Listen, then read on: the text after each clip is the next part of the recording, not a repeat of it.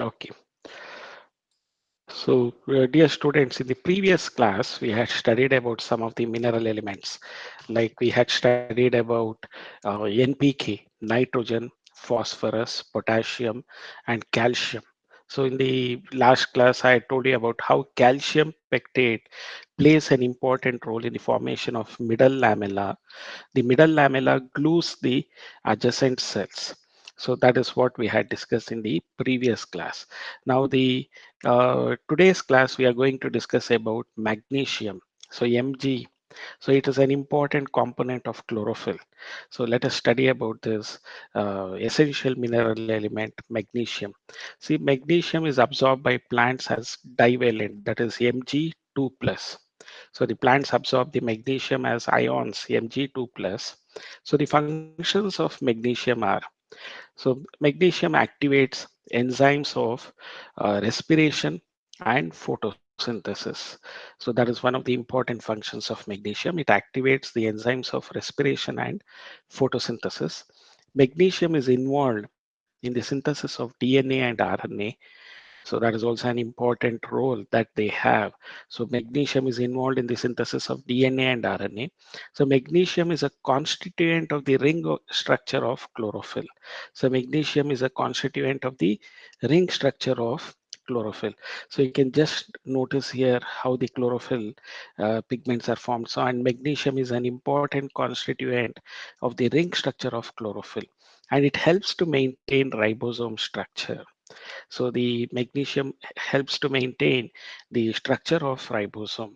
So it is a magnesium is an important constituent of the ring structure of chlorophyll. So you can see here almost it looks like a flower, isn't it? This ring. And you can notice the magnesium being at the center of this ring. It is a constituent of the ring structure of chlorophyll. So remember about this role of magnesium. Now here you can see in this slide, whenever the soil is having lower amount of magnesium, chlorophyll pigments are lacking. Because of that, you can see the yellowish nature of the leaf. Okay, chlorophyll is not completely synthesized. Adequate magnesium, you find a very healthy leaf with uh, all the chloroplasts being synthesized. So chlorosis or the absence of chlorophyll pigments can be noticed in plants which are growing in magnesium deficient soil.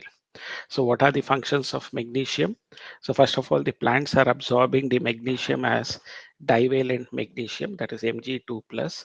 So the second aspect is it activates the enzymes of respiration and photosynthesis. So it is involved in the synthesis of DNA and RNA. So magnesium ions are involved in the synthesis of DNA and RNA. So magnesium is a important constituent of the ring structure of chlorophyll. It helps to maintain the ribosome structure. Magnesium helps to maintain the ribosome structure. So these are the functions of magnesium ions. So the divalent ion. Next, we'll discuss about another essential mineral nutrient, mineral element, that is sulfur. See, plants obtain sulfur as sulfate, SO4 2 minus. So it is present in two amino acids. Sulfur is present in two amino acid. One is cysteine and another is methionine.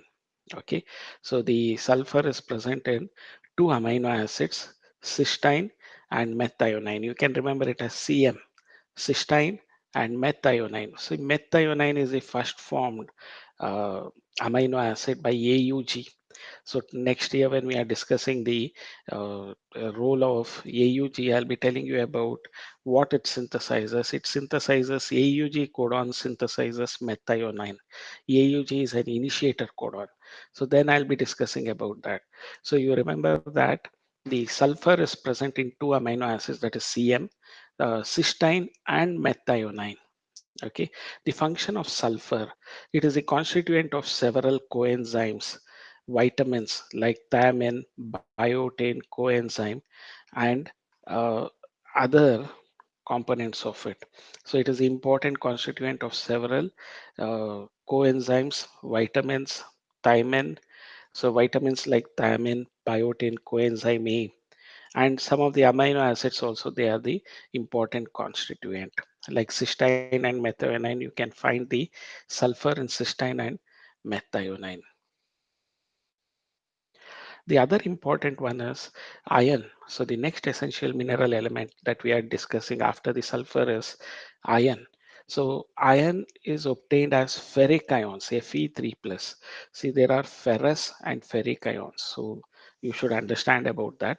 So plants obtain iron as ferric ions. So they can obtain the iron as ferric ions, that is Fe3 plus. And ferric ions is required in excuse me. So ferric ions is required in larger amounts in comparison to other micronutrients. Okay, so the functions of ferric ions are it is the main constituent of proteins which is involved in the transfer of electrons like ferredoxin and cytochromes. So you will be understanding the roles of ferredoxin and cytochromes when I do the different cycles like the cyclic photophosphorylation, non-cyclic photophosphorylation, and when I'm going to discuss about the electron transport system, you'll be understanding the importance of the cytochromes and ferredoxin. FD, we also call it as ferredoxin. So the ferric ions are main constituent of proteins involved in the transfer of electrons, like it is ferredoxin and cytochromes. So cytochromes also have this ferric ions. So it is reversibly oxidized from ferrous to ferric ions during electron transfer. So the it is reversibly, that is ferric ions are reversibly oxidized from ferrous to ferric ions during electron transfer.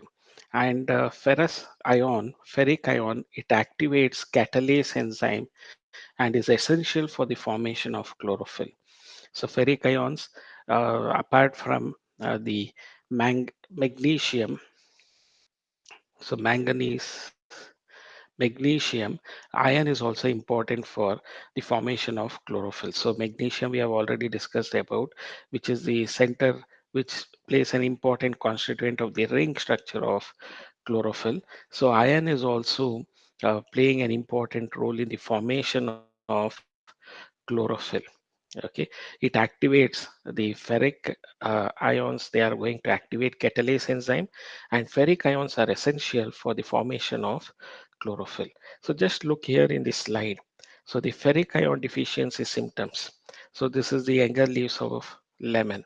So without iron, so the iron deficiency, uh, so the normal leaf is dark green in color. With iron deficiency, you can notice that they are completely yellow leaf. Why they are yellow leafed is they lack this ferric ions. Okay, so they are lacking this iron. Ferric ions deficiency, it leads us, results in complete yellowing of leaves. And why it is so? Because ferric ions are involved in the essential for the synthesis of chlorophyll. So if ferric ions are absent, the chlorophyll synthesis doesn't take place, or the formation of chlorophyll doesn't take place. So that is the reason the iron deficiency leads to such yellowed up leaves. Okay, so iron plants are going to obtain iron as ferric ions. It is required in large amounts when compared to the other micronutrients. So functions of iron are it is a main constituent of the proteins involved in the transfer of electrons like ferredoxin and cytochromes. So it is the main constituent of that which are involved in electron transfer, ferredoxin and cytochromes. So it is reversibly oxidized from ferrous to ferric ions during the electron transfer. So the ferric ions are going to catalyze the enzyme and is essential for the formation of chlorophyll. So ferric ions are essential for the formation of chlorophyll. So whenever there is iron deficiency, you can see this yellowed up leaves because of lack of formation of chlorophyll. The next one is manganese. So MgR or MgC, I asked you to remember for chlorophyll. Mn is manganese. So it is absorbed as manganese ions, that is Mn2 plus. The plants absorb this manganese as manganese ions, Mn2 plus. What are the functions of manganese ions? It activates many enzymes involved in photosynthesis.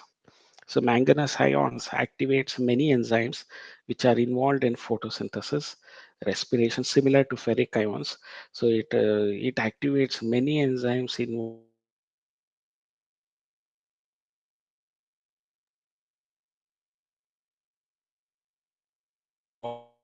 in photosynthesis. The best defined function is the splitting up of water. So to liberate oxygen during photosynthesis. So when we come to the photosynthesis, of water or breakdown of water into ions, there is an important step in non-cyclic photophosphorylation. So in non-cyclic photophosphorylation, we'll be discussing about the splitting up of water to form ions, that is H plus and OH minus. So the splitting up of water, photolysis of water, so is brought about by this manganese. So the splitting up of water, photolysis of water to liberate oxygen. That is the region where oxygen is liberated from photosynthesis process. So the oxygen is liberated during photosynthesis. So manganese is very important, especially in the splitting up of water and liberating oxygen. They play an important role. So it activates many enzymes. See, the manganese ions, they activate many enzymes which are involved in photosynthesis, respiration, and nitrogen metabolism. So you can look into the leaves with various stages of manganese deficiency. So early stages of manganese deficiency, progress of manganese deficiency, later stage of manganese deficiency. So these are the things that you can notice in due to the deficiency of manganese.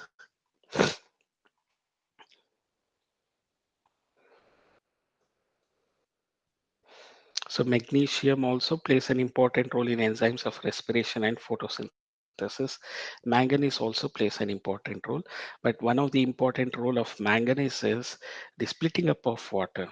The photolysis of water is brought about by the manganese ions. So in the process, the water is split up to liberate oxygen, and that is the place where oxygen is released during photosynthesis. So when we come to this non-cyclic photophosphorylation of the plants, we'll be discussing about it. Non-cyclic photophosphorylation. We'll be discussing about the splitting up of water, or we also call it as photolysis of water. So the photolysis of water is brought about by manganese. Next is zinc. So plant obtains zinc as Zn2 plus ions. So plants obtain zinc as Zn2 plus ions. So the functions of zinc are it activates various enzymes, especially carboxylases. See, zinc enzymes activates various enzymes, especially carboxylases. Zinc ion is needed in the synthesis of oxygen.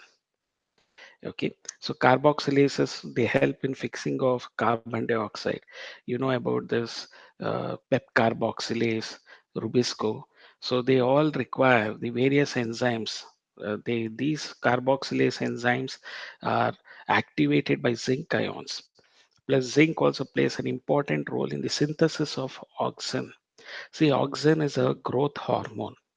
So we'll be discussing about that types of hormones at the end of this plant physiology chapter.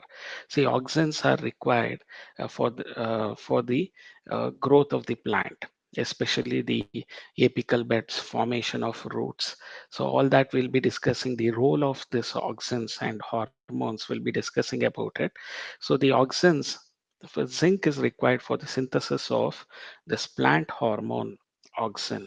So zinc plays an important role in the synthesis of the plant hormone auxin. So this is the condition whenever the soil is having very low zinc. So you can find that leaves are much more dissected and they are yellowish in color. So whereas the high level of zinc, it also you can notice very dark leaves and lesser number of leaflets. Okay, so you can notice this sort of low zinc, how the leaves are curled up and smaller in size and yellowed, and high zinc also it requires it is going to lead to the formation of very few leaves. So zinc ion plays an important role in the synthesis of oxygen. It activates the enzymes like carboxylases. See, these are important and unique to zinc.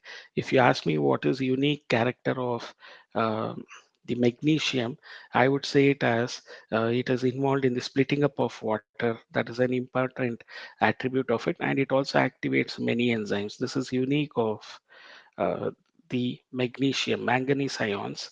So the zinc, it is needed in the synthesis of oxygens and carboxylases. It activates the enzymes like carboxylases. Next is copper. See, copper, it is absorbed as cupric ions. So copper is absorbed as cupric ions. So you should remember about that.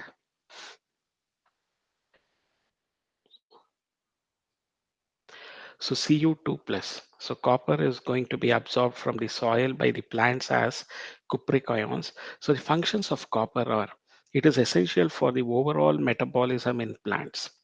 See, cupric ions are essential for the overall metabolism in plants. Like iron, copper ions or cupric ions, it is associated with some enzymes in redox reaction and is reversibly oxidized from the cuprous to cupric ions. See, it is essential. Cupric ions are essential for the overall metabolism in the plants. So, similar to iron, it is associated with some enzymes in redox reaction, that is reduction oxidation reaction, and is reversibly oxidized from cuprous Cu plus cuprous to cupric ions Cu2 plus. So this is one rule that you have to write about copper. The next element is boron. Okay, so boron is absorbed as BO3 minus or B4O72 minus, that is borate. So boron is absorbed as borate or B4O72 minus. So what is it functions of boron? It is required, boron is required for uptake and utilization of calcium ions, membrane functioning, boron is required. Pollen germination, especially here, the boron plays an important role in the pollen germination on the stigma. So please remember this key attribute of boron. So whenever you are doing this pollen grain germination, so a little amount of boric acid would help in uh, facilitating the pollen germination. So the borate plays an important role in pollen germination, cell elongation, cell differentiation, carbohydrate translocation. So these are the important functions of boron. See, it is uptake and utilization of calcium ions. Boron plays an important role. Membrane functioning, that is the plasma membrane functioning, also boron plays an important role. Pollen germination on the stigma is boron is required for the pollen germination on the stigma.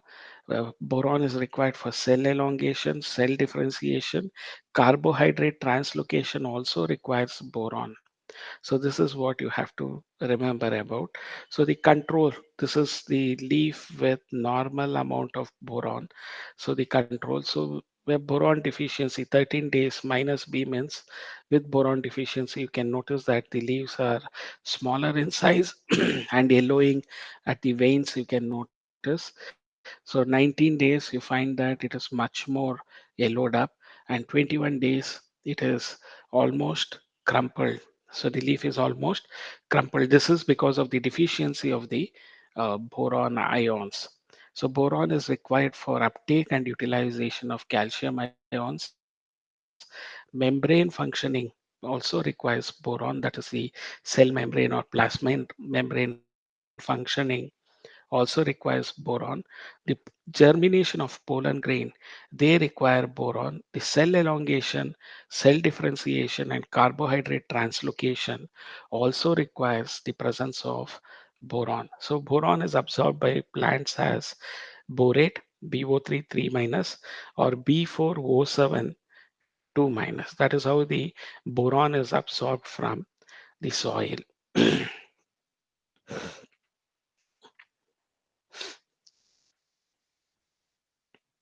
See, molybdenum, MO. we call it as. So plant obtain it as molybdate ions. See, the molybdenum is obtained as molybdate ions by plants, that is MoO2 2 plus. Okay, so MoO twice 2 plus. So this is plants obtain it as molybdate ions, that is MO2O2 plus. So what is the function of molybdenum is it plays an important role in nitrogen metabolism.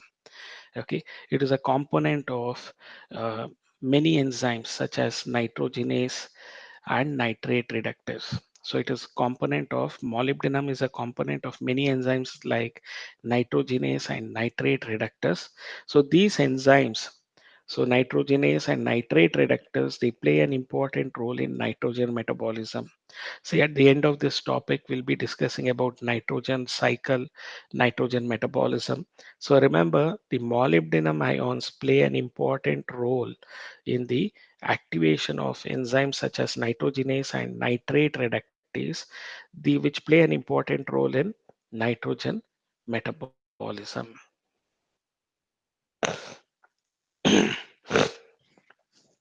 See, chlorine, it is absorbed as chloride anion, Cl minus. See, chlorine is absorbed as chloride anion. The functions of chlorine are along with sodium ions and potassium ions. So, chlorine helps in determining the solute concentration and the anion cation balance in cells. So, along with sodium ion and potassium ion, so chlorine determines the solute concentration and the cation anion balance in cells. It is essential, chlorine ions is essential apart from this manganese. Chlorine ion is also essential for the water splitting reaction in photosynthesis that leads to evolution of oxygen, liberation of oxygen during water splitting complex. It is also chlorine ions are also required or essential for the water splitting reaction in photosynthesis. Apart from manganese, the chlorine ions are also required for the water splitting reaction in photosynthesis, which leads to the liberation of oxygen. So along with sodium and potassium ion, chlorine ion plays an important role in determining the solute concentration, and the anion and cation balance in cells is played by chlorine ion, so Cl minus. So we have to remember about this important role of chlorine. So chlorine deficiency, you can see the leaves completely wrinkled up. Now that is about the all the elements that we have to study about important elements. So now the deficiency symptoms of various essential elements. So what are the deficiency symptom? So deficiency of an essential element causes retarded plant growth, stunted plant growth. They will be dwarf in nature when compared to a normal plant. These plants would be dwarfish in nature. So the deficiency of an essential element causes retarded plant growth.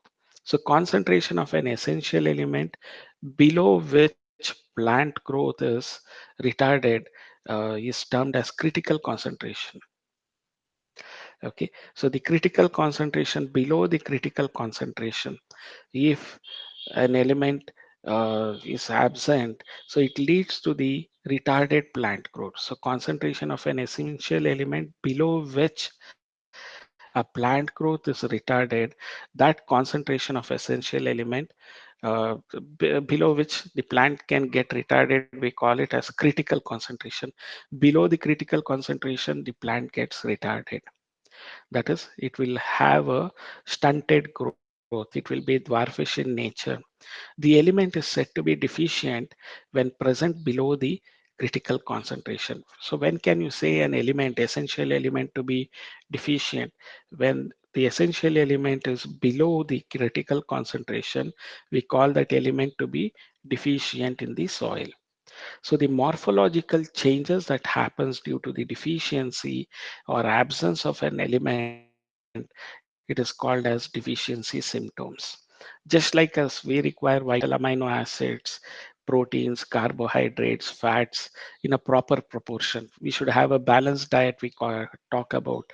Similarly, plants also require this balanced presence of that is critical concentration of the essential elements are required for them for their normal functioning.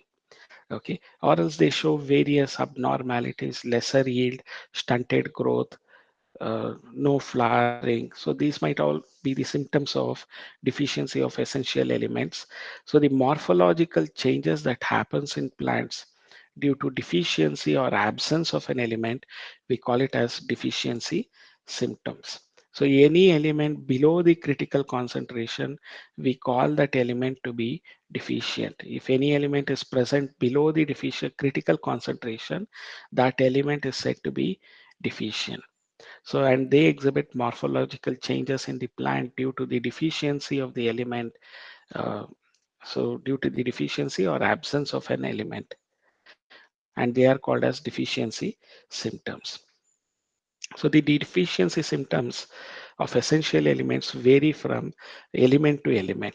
So, the deficiency symptoms are going to vary from element to element. The plant parts that shows the deficiency symptoms depends on the mobility of the element. For elements that are actively mobilized and exported to young developing tissues, the deficiency symptoms appears first in the older tissues.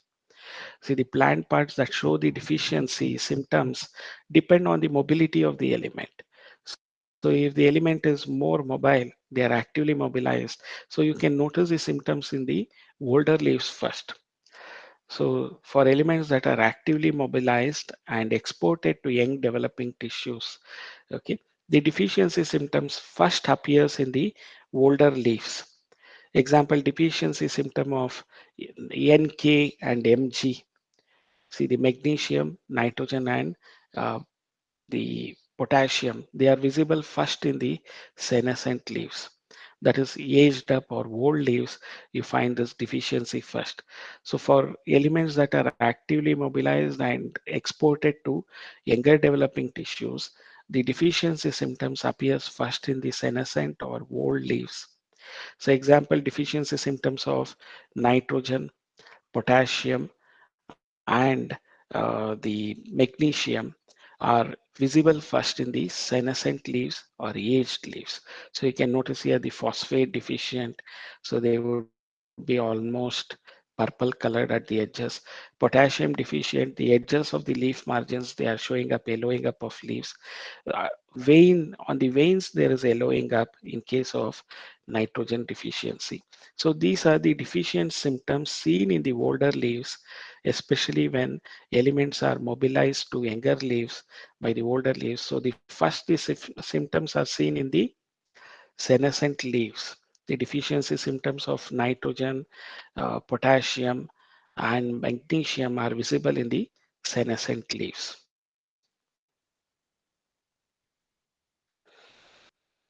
So why are these visible in the older leaves? See, in the older leaves, the biomolecules containing these elements, that is the elements which are deficient, they are broken down. It makes these elements available for mobilizing to younger leaves. If the elements are relatively immobile and are not transported from the mature organs, the deficiency symptoms appears first in the younger tissues. So if there is no mobility, you can notice the deficient symptoms in the younger tissues. Example, sulfur and calcium are part of the structural component of the cell and hence are not easily released.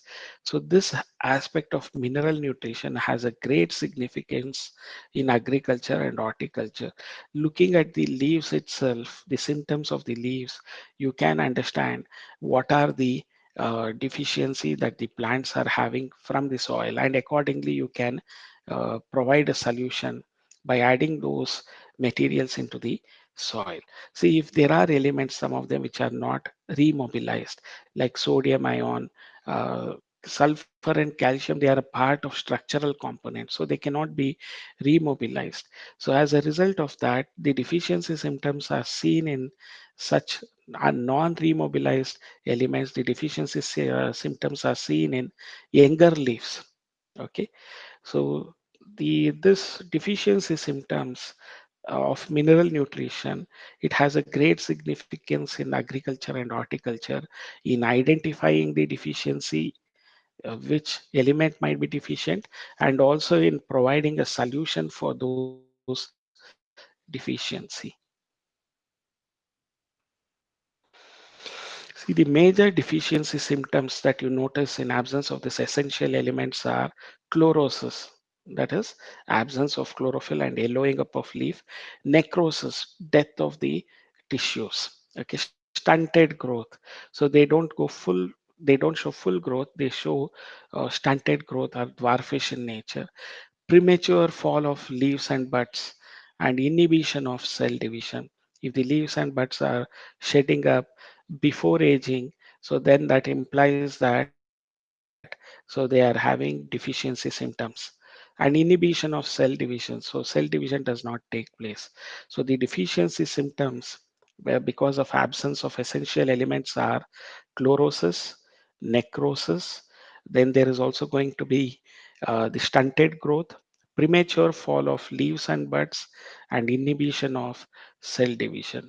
So in chlorosis, the loss of chlorophyll leading to yellowing in leaves.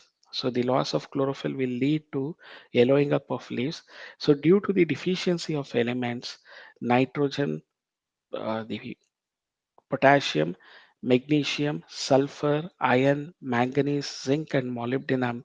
So it leads to chlorosis. See, so many elements are involved for chlorosis. The yellowing up of leaf. So it leads to the destruction of chlorophyll or loss of chlorophyll, leading to yellowing up of leaves.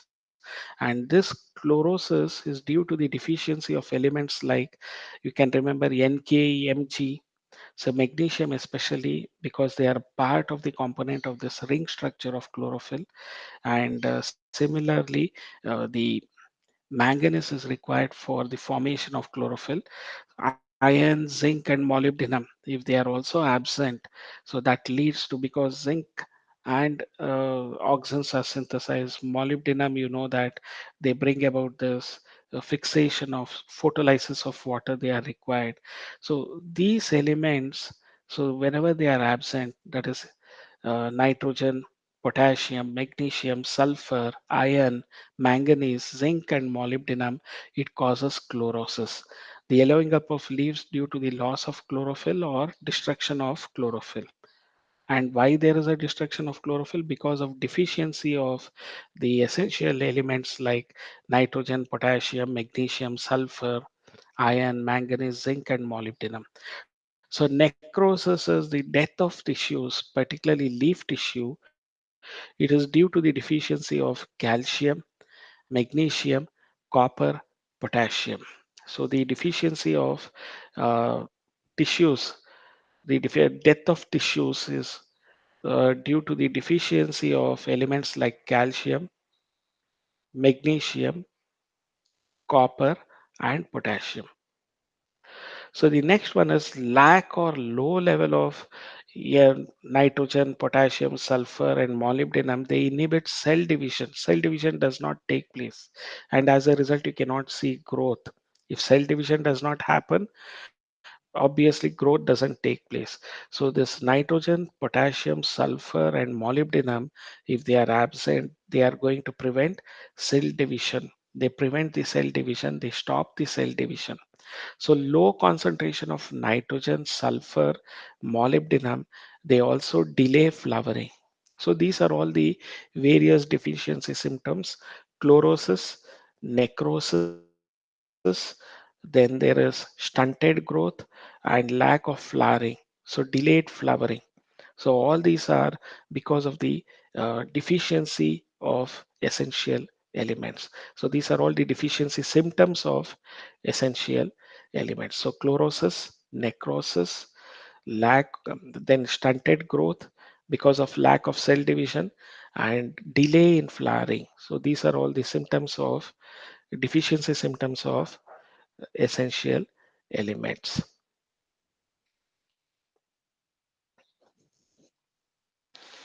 So deficiency of different elements may cause same symptoms. So like chlorosis, many of the elements are causing chlorosis. Necrosis also, many of the elements are causing necrosis. So to identify the deficient element, all the symptoms are studied. Not one or two symptoms are not taken into account.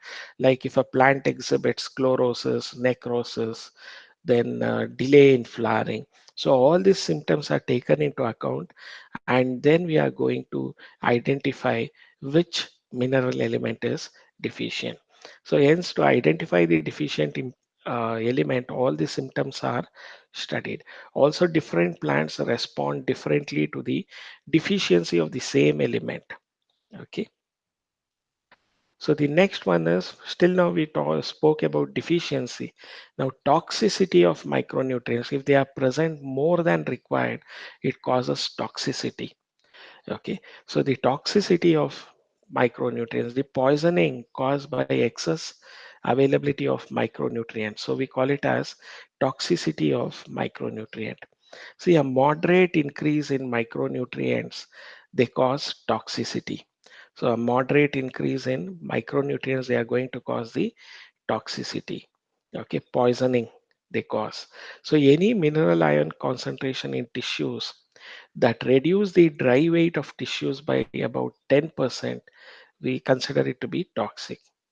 So any mineral ion concentration in tissues which reduces the dry weight of tissues by 10%, any mineral ion concentration in tissues which reduces the dry weight of the tissues by 10%. So we consider that to be toxic. Such critical concentrations vary widely among different micronutrients. So here the critical concentration is where it brings down any mineral ion concentration in tissues which brings down a reduction in the weight of dry weight of tissues by 10%, we consider it to be toxic. Such critical concentration, they widely vary among different micronutrients. The toxicity symptoms are difficult to identify. So the toxicity level for an element also vary for different plants. Just like the deficiency symptoms vary for different plants, toxicity level for an element also varies for different plants. So and the toxicity symptoms are difficult to identify. See now healthy plant, this is how it looks. Micronutrients, which is excess micronutrients which are there. So this is how the toxicity looks. So this is manganese toxicity. Okay, so these are the various symptoms of toxicity. So it is very difficult to identify a toxicity of an element. But if any element micronutrient ion concentration, if it is going to reduce the 10% of the dry weight of tissues, then we call it as toxicity.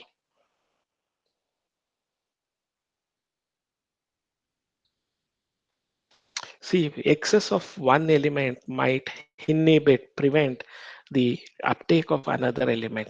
So excess of one element inhibits the uptake of another element. Example, excess of manganese induces deficiency of iron, magnesium, and calcium because it competes with iron and magnesium for uptake. See, excess of manganese is going to prevent the uptake of iron, magnesium, and calcium because manganese competes with iron and magnesium for uptake and with magnesium for binding with enzymes. So there is a competition here. As a result of that, whenever excess of manganese is there, it induces deficiencies of iron, magnesium, and calcium as it competes with iron and magnesium for uptake and magnesium for binding with enzymes. So it prevents the uptake of other elements. That is the reason there is a result of deficiency of iron, magnesium, and calcium. So manganese also inhibits calcium translocation in shoot apex. The symptoms of manganese toxicity may actually be the deficiency symptoms of iron, magnesium, and calcium. Take this example of manganese toxicity, how it is going to show the symptoms of deficiency symptoms of magnesium, iron, and calcium. Okay, the manganese toxicity results in deficiency symptoms of iron, magnesium, and calcium, because they are going to compete with them and they are going to prevent their uptake of these other elements. So the main symptoms of manganese toxicity is the appearance of brown spots surrounded by chlorotic veins. So the main symptom of manganese toxicity is appearance of brown spots surrounded by chlorotic veins.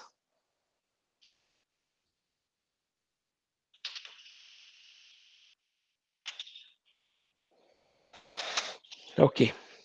So they are all certain facts which you have to mug up. I know that it's a little tougher to remember, but unique points you please remember about them, like manganese toxicity. Remember certain examples to explain toxicity of micronutrients. So manganese, when they are toxic, so they show the deficiency symptoms of magnesium, iron, and calcium, because they prevent the inhibit the uptake of these elements, as well as they compete with them. Okay, so because of which the plant shows the deficiency symptoms of the magnesium, iron, and calcium. Anyway, next we'll understand the mechanism of absorption of elements. So at the backdrop, you can see a seed which has produced the radical, and this whitish hairs are nothing but the root hairs that are arising from the radical. So it's a very good picture of this germinating seeds with radical having root hairs. Okay. So the absorption of elements are going to take place. So we have already studied about mineral ions, how they are taken from the soil by active process. Certain minerals, they are just absorbed by diffusion process.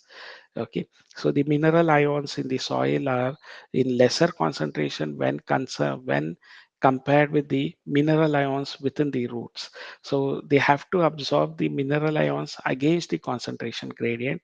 So there was this active absorption it took place. So by the expenditure of energy. So the mechanism of absorption of elements, let us understand this mechanism of how the elements are absorbed. Okay, so here the inward movement of ions into cells is called as influx, entry.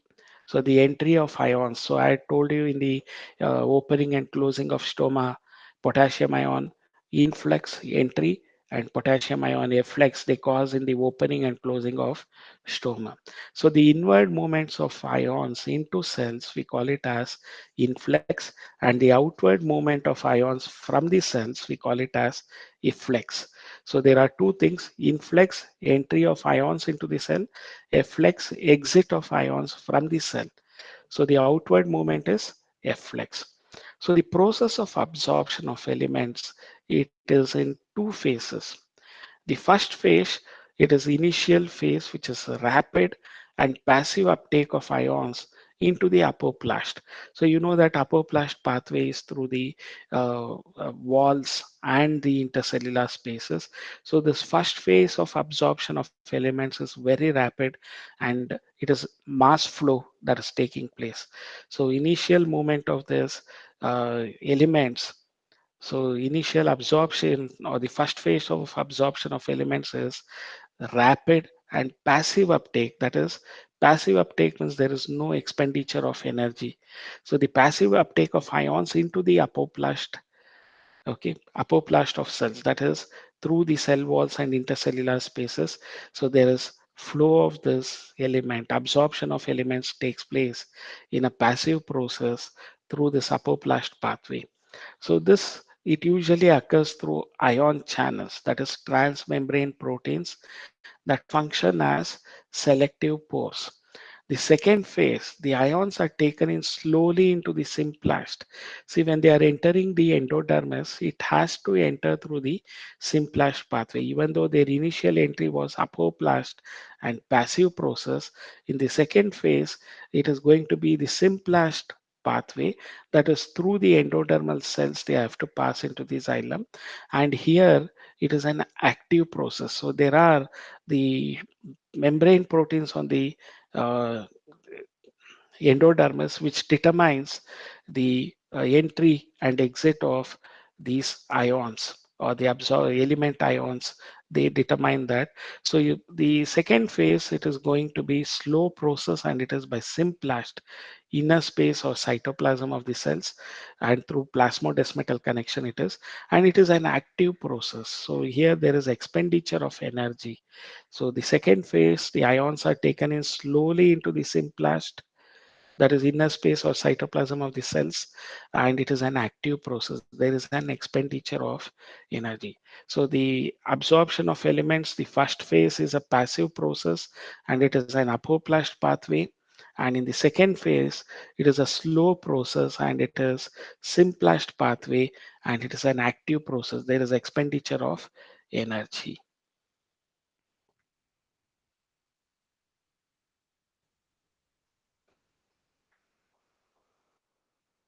So in this slide, you can notice this apoplastic pathway are through the cell walls and intercellular spaces of the cell. They reach the endodermis. Still the endodermis, their pathway is apoplast pathway.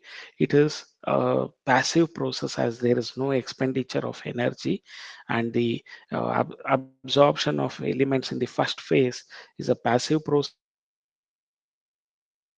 It's a rapid and passive uptake of ions into the apoplast of cells. It usually occurs through ion channels, transmembrane proteins that function as selective pores. So they enter this endodermal cells. So once the endodermal cells they enter, it has to be through the symplast pathway. The ions have to move. Okay. In the second phase, so the ions are taken in slowly into the symplast, that is the inner space of cytoplasm, through this plasmodesmatal connections. So, and it is an active process. Because there is an expenditure of energy, there is an active process. So even if they enter through apoplast at endodermal cells, it has to go through this uh, symplast pathway. In the second phase, the ions are taken in slowly into the symplast of the cells. It is an active process. Then mineral salts, they are translocated through xylem along with the transpiration stream of water. So the mineral salts are carried or translocated through the xylem along with the ascending stream of water. Okay, so they are carried along with the water. The proof for transport of mineral salts through xylem is the analysis of xylem sap shows the presence of mineral salts in it. Use of radioisotopes of mineral elements has also shown that the pathway is through the xylem vessel along with water. So these are the proof for transport of mineral salts through xylem. One, analysis of the xylem sap, it shows that presence of mineral salts in it. And whenever we have used this radioisotope mineral salts, they have been found flowing through the xylem. So these are all the uh, evidences for exhibiting that mineral salts are transported through xylem. See, the soil as reservoir of essential elements. It's a very, very important. See, we are talking about hydroponics, it is under our control. But in soil, naturally there is a formation of these micronutrients, macronutrients. So, and it is also a reservoir, a storehouse of essential elements. So soil is a storehouse of the essential elements, both macro and micronutrients. So the weathering and breakdown of rocks enrich the soil with dissolved ions and inorganic salts. See, weathering of rocks. How can that happen? See, when the rainwater is flowing through the boulders, you know that water is a universal solvent. So many of the ions and minerals that are present in the rocks and boulders, they dissolve in water. So the rainwater carries this, and when it reaches the soil, so they are going to add these mineral ions and mineral salts into the soil. So weathering of rocks. So dissolution of rocks. Breakdown is when these boulders are going to roll down the mountain, they are going to break down into smaller particles. So these particles forms the uh, they are going to result in formation of soil. Okay, so the soil with dissolved ions and inorganic salts, they are obtained from weathering and breakdown of rocks. They enrich the soil with dissolved mineral ions and inorganic salts. So that is going to take place. So this is the natural way of replenishing or refilling the soil with mineral salts. That is the weathering and breakdown of rocks. They enrich the soil with dissolved ions and inorganic salts. Now, what is the function of a soil or role of a soil? So soil supplies minerals and it also holds water. Apart from that, soil also has nitrogen fixing bacteria and other microorganisms. Okay, so soil supplies air to the roots. It acts as a matrix that stabilizes the plant. Soil is going to act as a matrix that stabilizes the plant. Okay, deficiency of essential minerals affects the crop yield. We should also understand that. So fertilizer should be supplied. So both macronutrients and micronutrients form components of fertilizers. So NPK is a macronutrients. Micronutrients also form an important component of a very good fertilizer, which replenishes the macro and micronutrients of soil. So the soil, it supplies minerals and it holds water. It harbors nitrogen fixing bacteria and other microorganisms. It also supplies air to the roots. Even the roots have to undergo breathing. Okay, it acts as a matrix. So the soil acts as a matrix that stabilizes the plant. Okay, that is how soil is a reservoir of essential element. Okay, so the next aspect of this is metabolism of nitrogen. See, there are certain things. So you can, if you look into the backdrop picture, it is that of roots of leguminous plants. Leguminous plants means cardo variety or the pulses. So if you remove these pulse plant, any pulse plant, you find that root has root nodules. You can notice the small swellings, which we call it as root nodules. Do you know that farmers, they generally have rotation of crops? Does anyone know what is the rotation of crop? What do you mean by rotation of crops?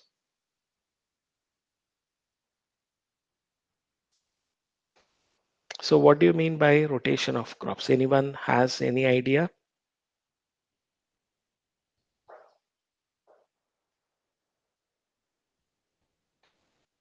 You can switch on your mic and answer. What is rotation of crops? You might have read. Growing different types of crops in a same field. That is mixed crop. We call it as mixed crop. I'm talking about rotation of crops.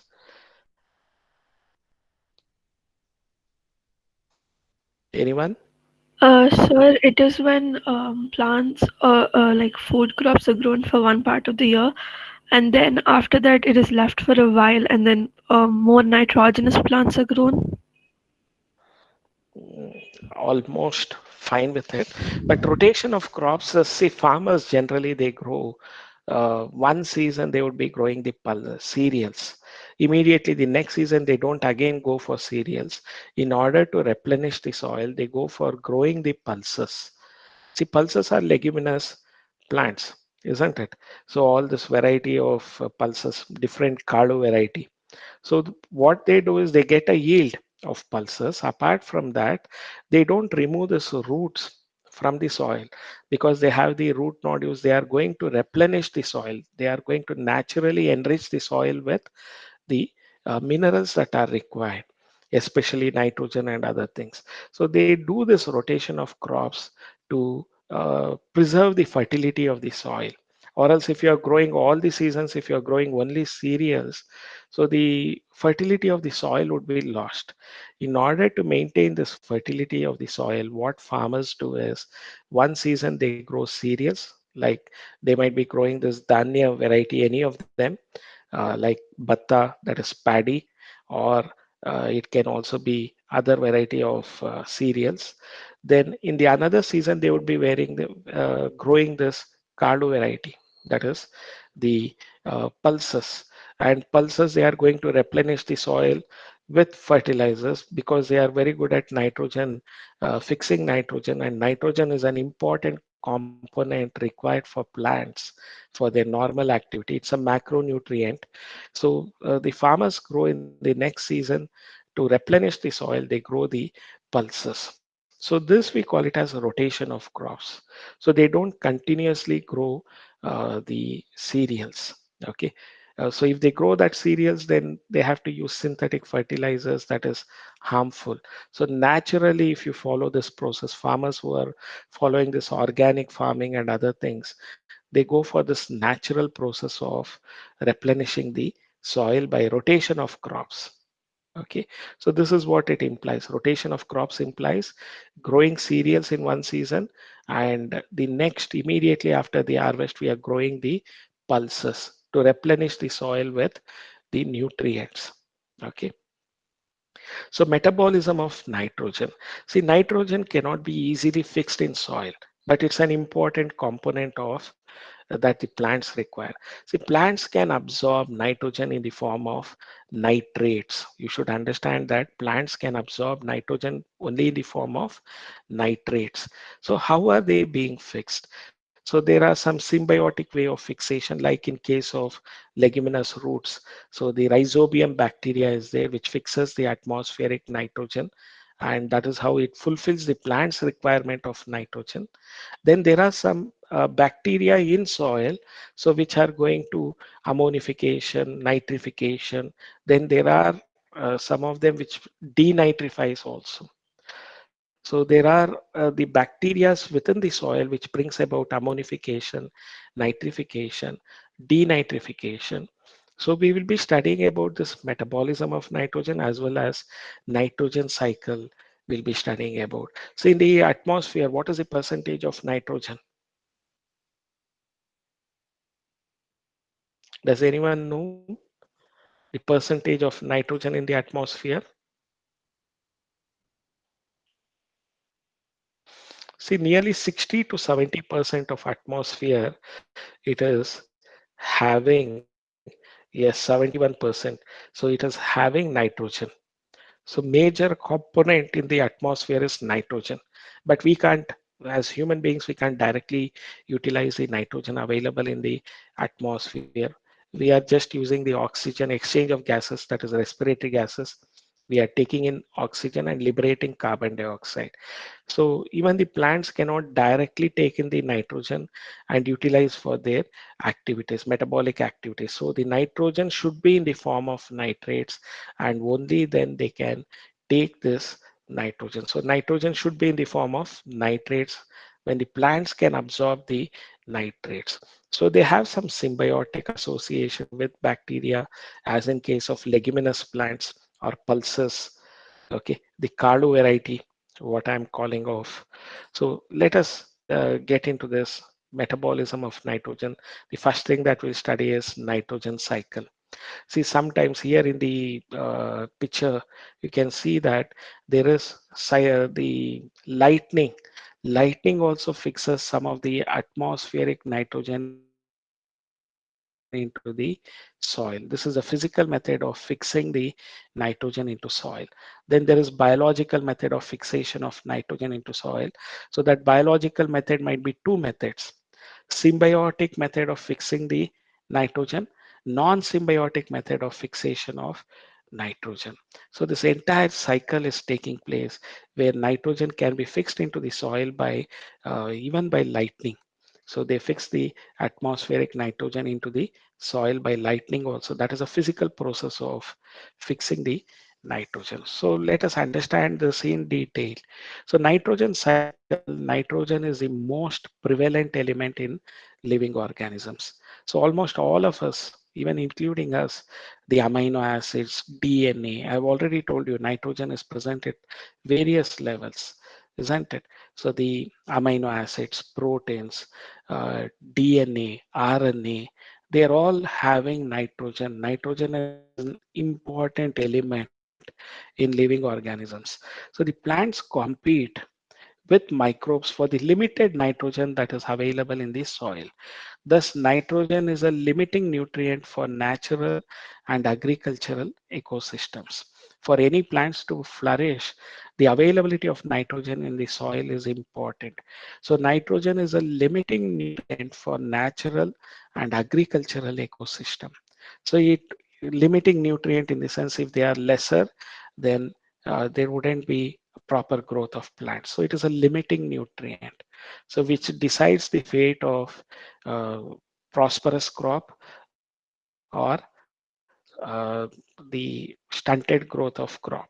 So thus nitrogen is a limiting nutrient for natural and agricultural. In nature also nitrogen is a limiting nutrient as well as in an agricultural ecosystem created by man, even therefore having a good yield. So this is a nitrogen is a limiting nutrient.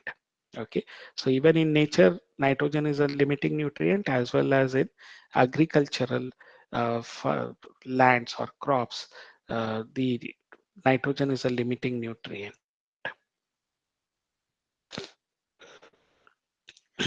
So the nitrogen cycle we'll study about. So the process of conversion of nitrogen to ammonia is termed as nitrogen fixation. So nitrogen will be existing as diatomic molecule similar to oxygen N2. So that is N triple bond N. So nitrogen will be existing as a diatomic molecule N2. So they have this nitrogen is having triple bond N triple bond N. So the process of conversion of nitrogen to ammonia is termed as nitrogen fixation. Lightning and ultraviolet radiation, they provide energy to convert nitrogen to the atmospheric nitrogen to nitrogen oxides like nitrous oxide, nitrogen dioxide, okay, nitrogen monoxide. So all these are formed NO, NO2, N2O. So all these are formed by the energy provided during the lightning and UV radiation. They provide energy to convert atmospheric nitrogen to nitrogen oxides like nitrogen monoxide, nitrogen dioxide, nitrous oxide, NO, NO2, N2O. They're all formed by the energy that is provided from lightning and ultraviolet radiation. Okay, so this is one way of the nitrogen entering into the soil. So there is the process of conversion of nitrogen into ammonia is termed as nitrogen fixation. So the industrial combustion, forest fires, automobile exhausts, and power generating stations, they are also source of atmospheric nitrogen oxides. So in the atmospheric nitrogen oxides are due to the forest fires, industrial combustions, the automobile exhaust and power generating stations. They are also going to be a source of atmospheric nitrogen oxides. So the decomposition of organic nitrogen of dead plants and animals into ammonia, we call it as ammonification. So the decomposition or breakdown of organic nitrogen of dead plants and animals into ammonia, we call it as ammonification. Okay, some of this ammonia they are going to volatilize, that is they are going to be released in atmosphere and re-enters the atmosphere, but most of the ammonia is oxidized into nitrate by soil nitrifying bacteria. So the ammonia is converted into nitrite and nitrite is again converted into nitrate. So that takes place by soil nitrifying bacteria like nitrosomonas, nitrococcus, nitrobacter. They are all chemoautotrophs. So nitrosomonas, nitrococcus, and nitrobacter, they are all chemoautotrophs. See the ammonia plus oxygen in the soil, this is taking place with the help of the bacteria nitrosomonas and nitrococcus. They are going to convert this ammonia and oxygen into nitrite. Okay, they are going to form the nitrite. So the nitrite is converted into nitrate in presence of nitrobacter. So these steps are called as nitrification. So the ammonia is converted into nitrite and nitrite is converted into nitrate. So nitrite is converted into nitrate by nitrobacter. So nitrosomonas and nitrococcus, they are going to convert ammonia into nitrite.